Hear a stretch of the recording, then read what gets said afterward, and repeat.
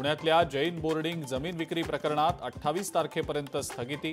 मुंबईतल्या धर्मादाय आयुक्तालयात आज तातडीची सुनावणी पार। 27 ऑक्टोबरपर्यंत अहवाल सादर करण्याचे पुणे सहाय्यक आयुक्तांना निर्देश।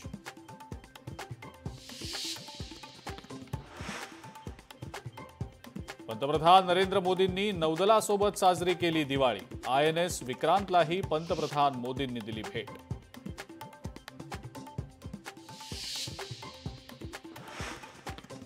गुवाहाटीला जाऊन पूजा करणारे नरकासूर, राज्यातली जनता या नरकासुरांचा वध करेल। संजय राऊतांचा एकनाथ शिंदेंवर घणाघात।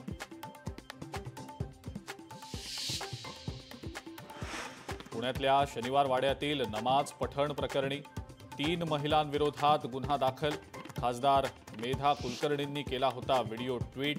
मनाई असतानाही शनिवार वाड्यात नमाज पठण केल्याचा केला होता आरोप।